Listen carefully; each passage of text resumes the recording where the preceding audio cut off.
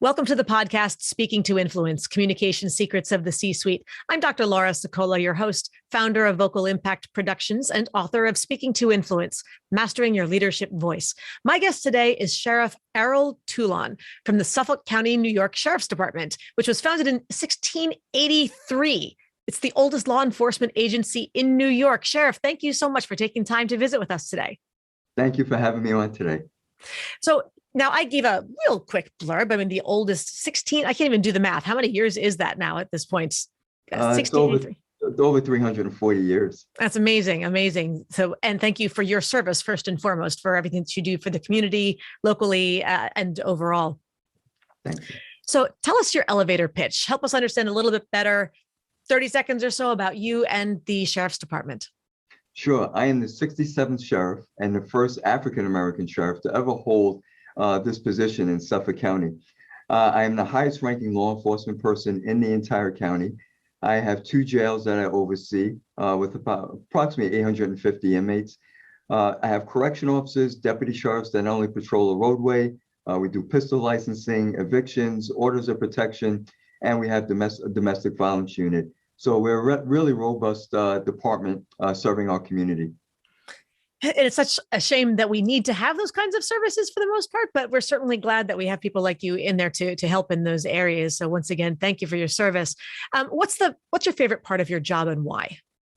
I think the thing that I enjoy the most is going out and speaking to our youth. But prior to the pandemic, I was in 1 to 2 schools per week talking to students about various issues that they're confronted with. And I would have never imagined some of the things that they told me that they have to deal with that I would never even consider. So speaking to our youth, trying to empower them, and also breaking down that barrier between our youth and the law enforcement community is something that I enjoy doing.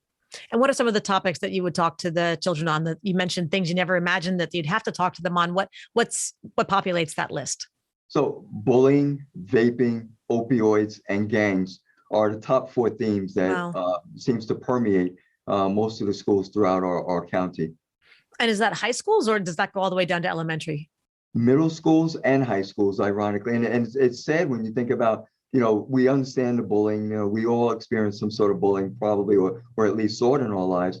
But now when you hear these kids where there's opioids, where there's pill parties going on, the vaping, which there wasn't vaping, that's something that's relatively new. So those are some of the things that our youth are experiencing.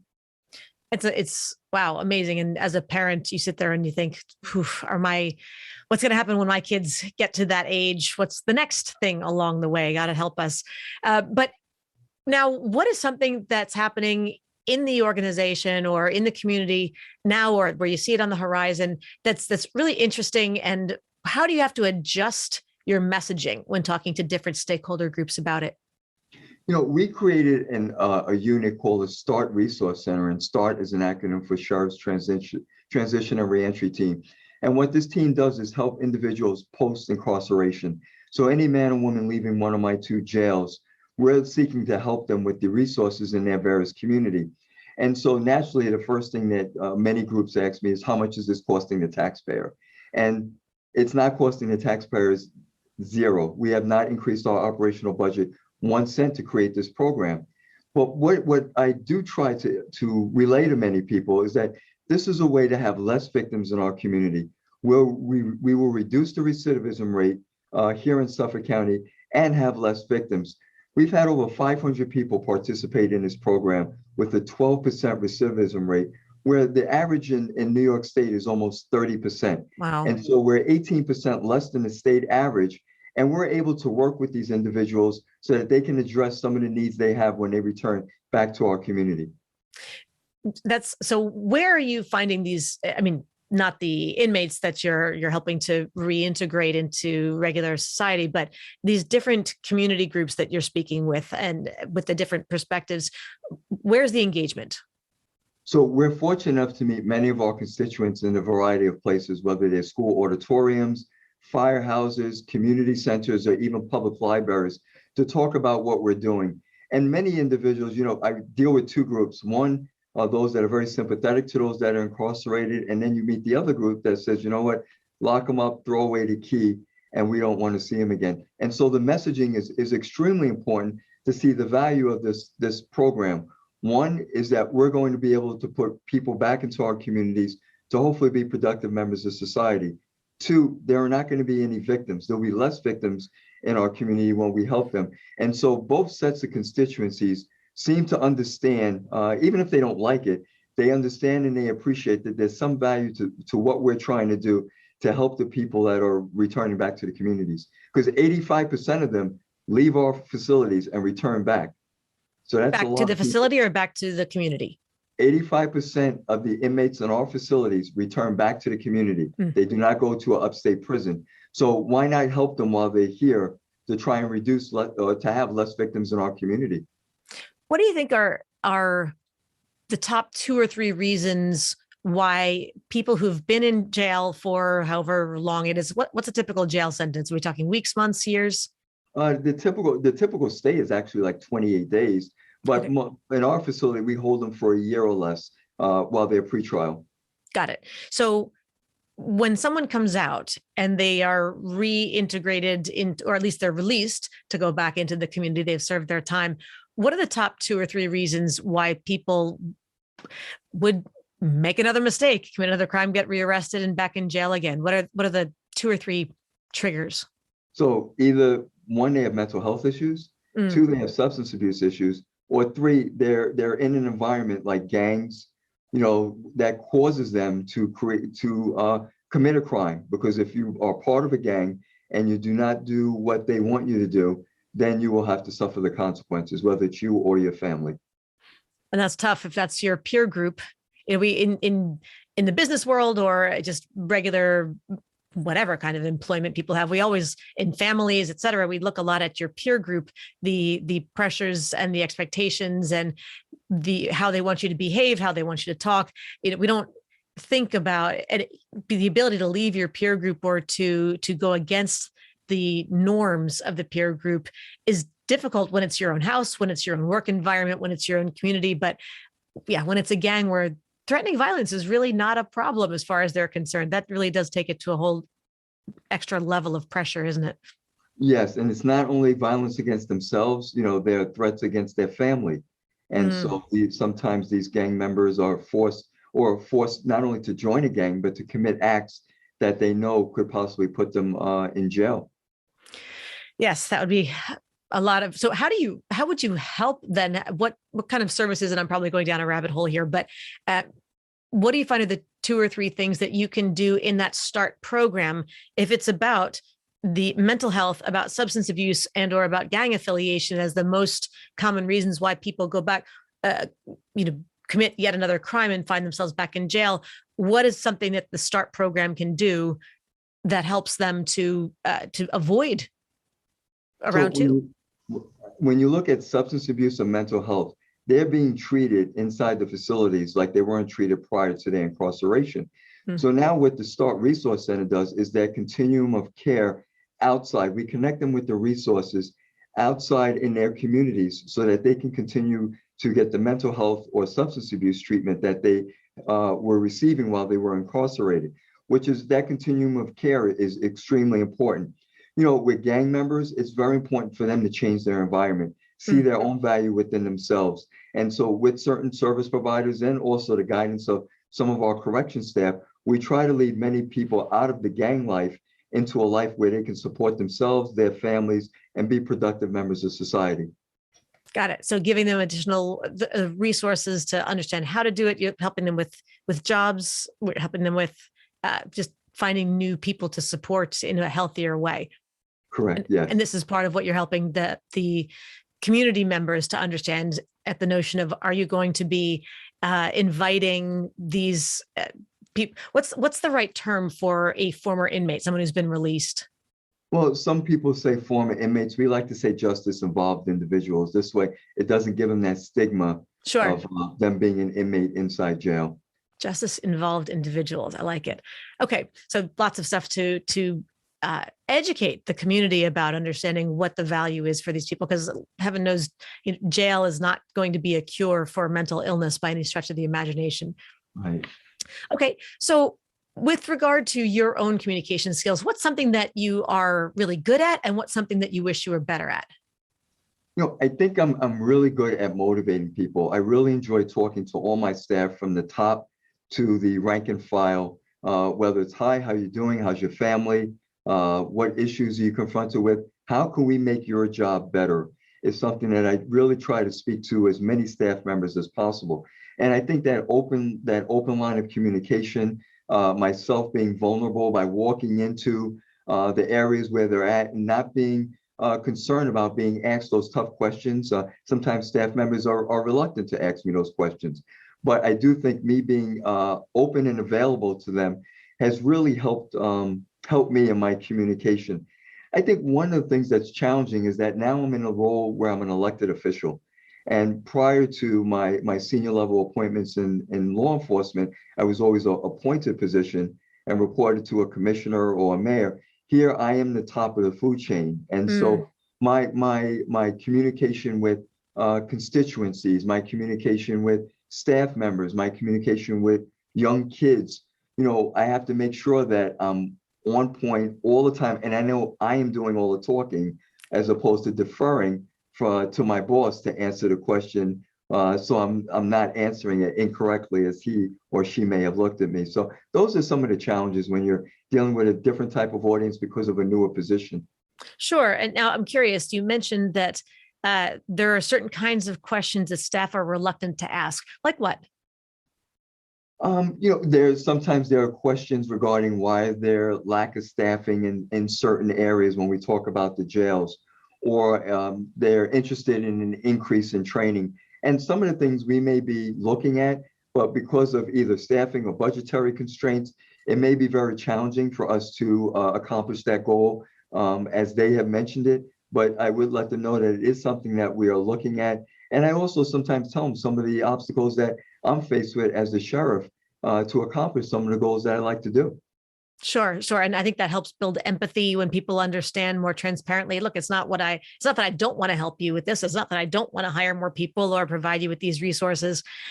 Don't have it or having a hard time getting it. Trust me, I'm behind the scenes advocating right, left, and center, but it's an uphill battle. Yes, it really is. Okay. And now you mentioned you going to now the elected official position as sheriff, as opposed to some of the previous roles that you've had, although all in law enforcement. How have you had to learn to shift your communication style or your approach to connect with different groups effectively? And was it ever hard? Was that a steep learning curve at any point? It really was a steep learning curve for me because I came from an organization that had over 15,000 employees, 25,000 inmates at one time. And it was very paramilitary. So it was policy procedures. You did what you were told, or they did what you expected them to do. Now, And I then want to clarify that term paramilitary. For those who are unaware, can you just explain what that means? sure, we're not a full military organization, but we still have a rank and file. We do have subordinates, we have superior officers, and we follow our orders. That's basically what we do. Follow your last order and do what you're told to do. Got it. And so, with that, when you come to a smaller organization that has developed its own culture, I was in a city in New York City as a law enforcement person, and now I'm in the suburbs and have done things differently. You mentioned a long history in the sheriff's office. So, it's a culture change for me and for the staff. So the communication, the trust is a huge challenge when you walk in this type of environment. I would imagine. And what did you have to do to be able to shift and get accepted in the new world, in that the elected official, you had to run for office at that point. You're in the suburbs as opposed to back in the city. How did you manage to scale that curve? I think the minute I was declared the winner, because I only had 53 days to run for that particular election. My goodness. Yes. So the minute I was declared the winner was right before Thanksgiving of 2017. So I came into work on Thanksgiving Day, greeted all the staff, thanked them for coming to work. And I came into work on the weekends, other holidays. And I think the staff saw that I really cared about what was going on. Of course, they see this figure walking around that's unfamiliar to them because previous sheriffs never engaged with the staff the way I was. So that was new to them. The New York City background, the first African American getting into the race so late. I really had to make sure that I gained their trust in accomplishing the mission I wanted to accomplish here. It sounds like you did that quite successfully. So far. That's great. And it is amazing how when you are at the top and you walk in and in the beginning, you're willing to roll up your sleeves and get your hands dirty, as it were, and share in those initial duties, working the less desirable shifts, the weekends and the holidays, and doing those kinds of things. It builds a trust, doesn't it?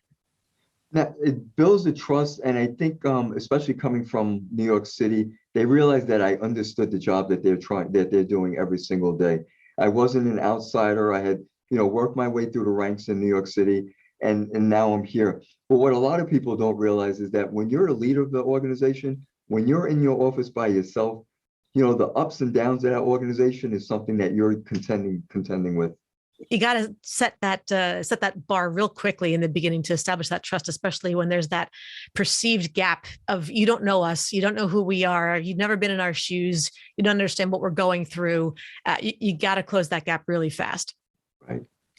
So this brings us then, Sheriff, to the Listener 24-Hour Influence Challenge. This is an opportunity for you to talk directly to our listeners and challenge them to take one step that they can complete within 24 hours to have more influence. How would you like to challenge our listeners today? So this is the challenge. For 24 hours, I would not want any of your listeners to think negatively about themselves or anyone that they may encounter during that 24-hour period. So if you're in a supermarket and you see someone doing something you don't like or you disagree with, unless it's criminal, don't think negative of them, because you do not know what's going on in their life. Healthcare issues, financial issues, relationship issues. And also about yourself. If you're feeling like you can't accomplish things, you're not doing as well as your sister or your friend or your high school buddy, think about positive things and how you can get to where you want to be, is what I'm hoping your listeners would do. I love it. Now, I think honestly, thinking about those examples that you gave, the hardest part of it is not so much how to not be critical of other people or how to not have negative thoughts of others, but how to not be your own worst critic, how to not beat yourself up for stuff, how to not sit there and just go over and over mistakes in your head and not let yourself off the hook, how to forgive yourself and move on and find a way to just learn what you need to learn, but don't dwell. Is it my imagination, or do you feel like that may also be the harder of the two options? No, I definitely think that is. And, social media is one venue where a lot of people tend to lose their self-identity, because what they want to do is be what they see. Either it's the workout person, the athlete, the model, the rapper, the musician. And so I always tell our youth, be the best person that you can be, whether you're the maintenance man or you're the corporate attorney. Just seek to be the best and not to be anything else that you don't feel you want to be. So here's the real question, Sheriff. The 24 hours, not allowing yourself negative thoughts about other people, does that count when you're behind the wheel? Only if you're talking to yourself. I think that of all scenarios, like, wait, when that guy cuts me off on the highway, or that person sitting there at a, you right turn on red and they're not turning, and now I need to get going around that corner. I can be a little impatient, I have to confess. So, okay. How about this? There's a 15-second, you get 15 seconds if you have to out of that 24-hour period. You can let it go. Got it. So 15 total seconds. So if you're going to break it down into 3 5-second windows, that's up to you, but you got 15 seconds of reprieve. So yes. Count those seconds carefully, like every calorie, every second counts. I love it.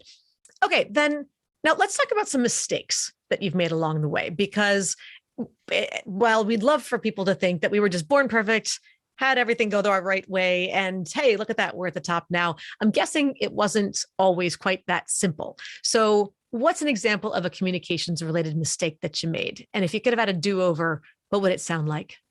When I was a deputy commissioner in New York City, as I look back now, I really felt like I should have voiced my opinion a little bit more than I had. I think not giving myself the opportunity to give really good opinions or good advice, or even be part of the conversation. I was someone that was really followed the rules and regulations and did what I was told to do. And ultimately, not because of that reason, I was asked to resign at some point.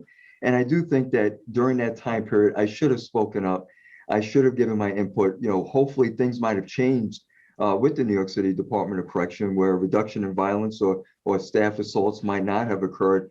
But, I continue to follow the commissioner's and the mayor's edict. And, ultimately it led to me being forced to resign. And so I think the communication of just following, even in a respectful manner, just give my opinion and say, I don't think that this is the right thing to do, or it is something we should be doing. It's something I should have been a little bit more vocal about. Yes. Yeah. And that's hard to speak truth to power, right? That's something, especially in a rank and file, as you mentioned, paramilitary kind of organization, to speak up in dissent among the ranks when that's not a value that is necessarily touted as something desirable. It's not something that's encouraged. And yet we look at studies like the Center for Talent Innovation and others have put out great studies that break down the variables of what creates executive presence, for example, and under umbrella terms like gravitas.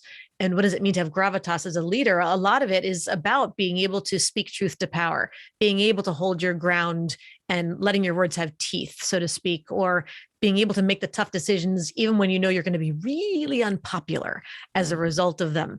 And it sounds like that's something that you have grown into in particular now more as sheriff. Is that accurate? Yes, and many times, the old saying, "The emperor has no clothes." You wanted to tell the emperor they had no clothes on, but if you did, especially if you think about a corporate board meeting, or in our case, an executive leadership meeting, that it would be very difficult to speak up in front of all your peers or even some that are above you and say, "This is not the right thing to do," because maybe it's not the mission of the commissioner. Yes. Yes. And everybody, when it's political in particular, everybody's got to get behind it. We need everybody on board, towing the party line, as it were. So now, what's an example then of a time when you had to share some bad news or initiate a difficult conversation? How'd you handle it and how did it go?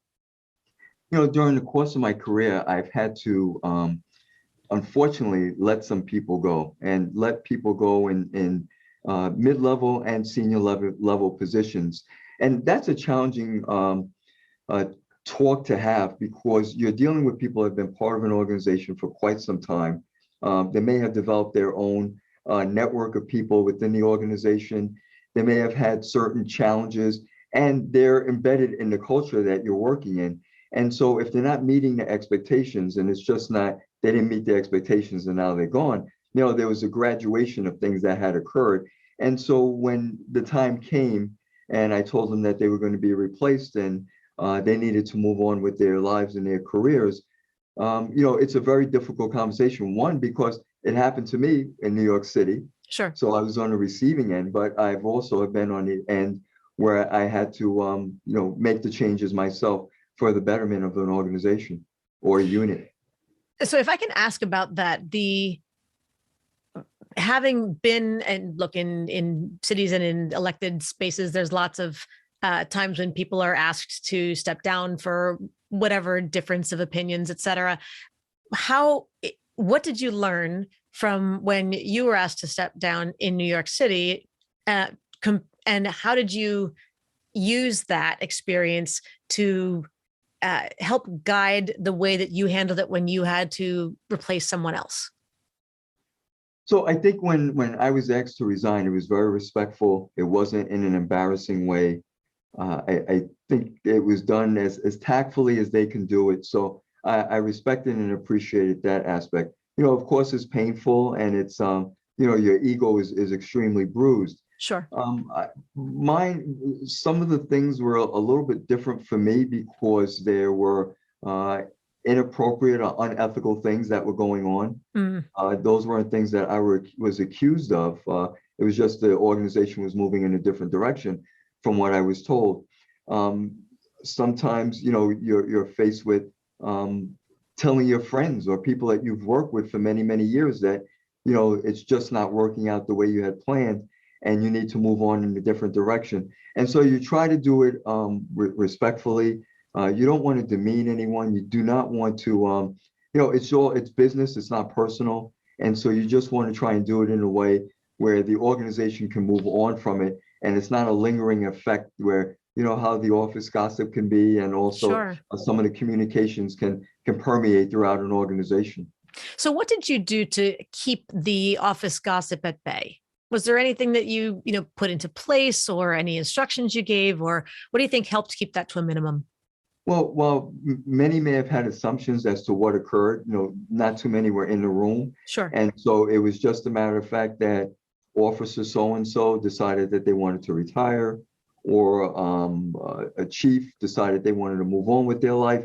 You know, for me, it was their decision to move on from the situation. And so I just said that they chose to move on, and nothing embarrassing regarding the circumstances of their departure. Sure, sure.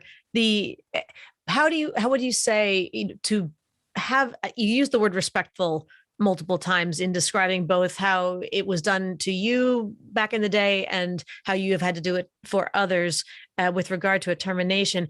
What's an example of how to make that conversation respectful? What was said or what wasn't said?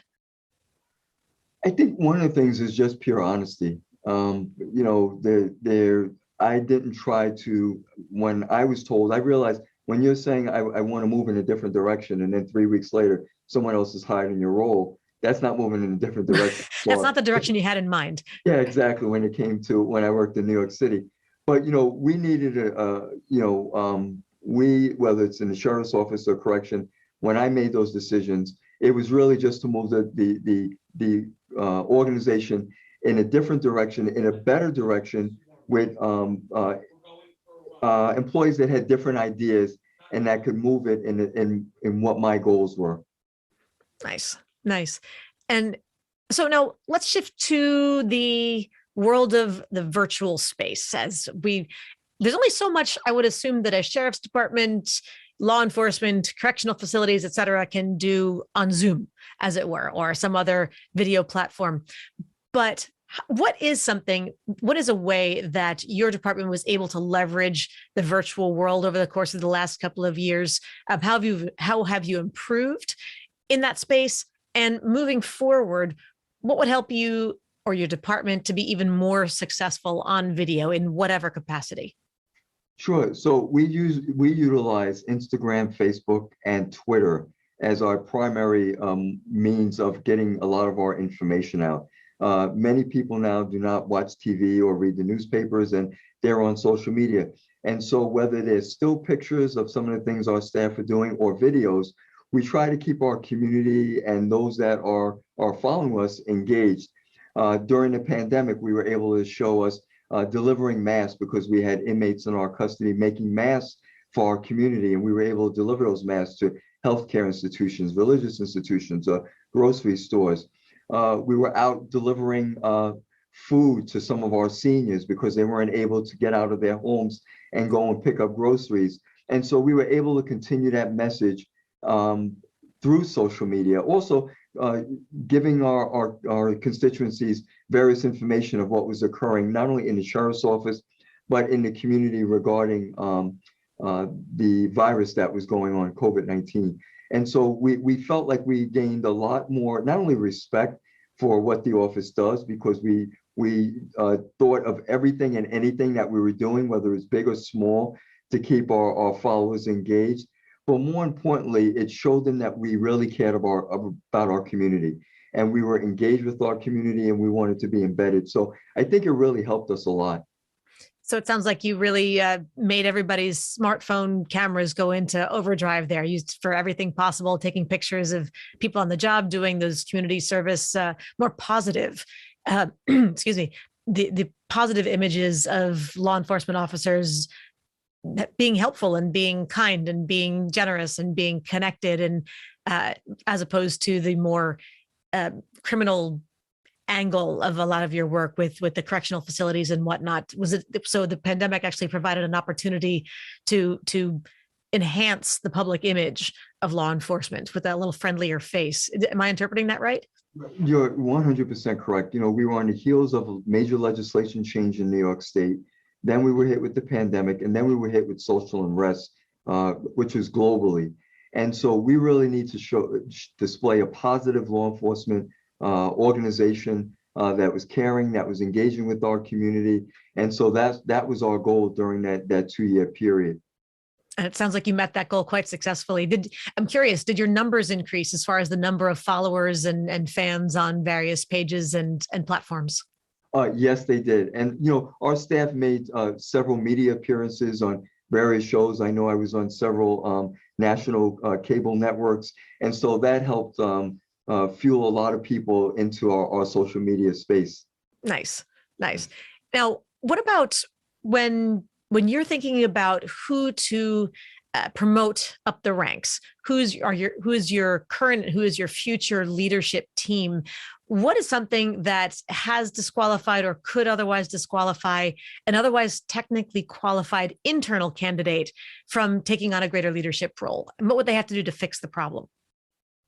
I've had to deal with several individuals, and some of the basic things that were lacking was communication skills, giving direction, really good direction to some employees, and working with employees that maybe not meeting their goals or the needs of the organization. Sometimes you don't want to be a hammer when you can just walk in and you can communicate with someone, or even find out maybe they're not doing the job because, one, they don't understand it. Two, they're distracted because something else is going on in their life. And so I think it's extremely important for us as leaders to actually find out what is going on. Why aren't the people we think can rise, be the cream of the crop, but for some reason they're just not rising for some reason, and really assist them to getting where we feel that they can be. Because clearly we have the confidence in them being a leader in our organization. We are talking to them. We see these shining stars, male or female, and for some reason they're just not reaching that pinnacle. And for us to identify those issues and help them break through those issues so that they're effective, communicative, and they're engaging leaders, and someone that's inspirational to the men and women that they're leading is something that's extremely important to me. So I'm curious, with mentioning that they lacked some of those communication skills, like not just dropping the hammer of sorts. What are some of the, can you be a little bit more specific? Not throwing anybody under the bus, as it were, but just as far as what are some of the kinds of communication skills that they needed to sharpen? So there was a change in policy in some of the administrative functions that we wanted our supervisors to carry out. And instead of talking to the staff and explaining why, it was like, this is what they want, this is what we're doing, and that was it. There was no discussion. And so many individuals, especially depending on how much time they've spent in an organization, they have earned that type of, even if they don't like it, at least give them the reasoning why. And sometimes it's not just because the boss said so, it's because it's better management, it's going to make us more efficient, and also because of the accountability factor that a lot of people tend not to think about. But I think if our staff can explain to their subordinates what exactly is going on and why these things are occurring, that communication is there. And like I said earlier, whether they like it or not, at least they understand the rationale as to why decisions are being made. Sure. That transparency. So many people are more willing to comply with a decision they don't necessarily like, as long as they understand the motivation behind it. And when it's just shut up and do as I tell you, boy, does that just run over somebody's motivation? Right. All right. Lastly, then, Sheriff, advice to future generations. If you were asked to give the commencement address at a high school graduation ceremony, what advice would you give the graduates, whether or not they go to college, regardless of major or career goals? What's the one thing they have to do to be successful? First thing, never give up on your dreams. Sometimes it may take you a lot longer than what you had anticipated. Nothing comes fast, because it won't be great if it comes that fast. There's no immediate gratification in this whole process to get to success. You will have to work. It will take some time. And don't be frustrated. I understand it's easy for me to say, but I can only say it because I've been there. I've been frustrated. I've been tired. I felt like giving up. I felt like quitting. And if any one of those things would have happened, I would not be on your show today. So I really thank you for that. But I do ask that you give yourself some time. Sometimes you may need to take a step back and regroup, but you need to keep focusing on your goals, your dreams, and don't ever give up. Love it. Love it. Focus on the dreams. Do not give up. And thank you for that little PSA in there about immediate gratification, because if there's one thing cell phones have taught us is that, yeah, you can have immediate gratification. Whatever you want is right here at your fingertips, and you don't need to wait at all for anything ever. And I think that does us a little bit of a disservice as a society. So thank you for driving that point home. Sheriff, how can people learn more about you and the Sheriff's Office?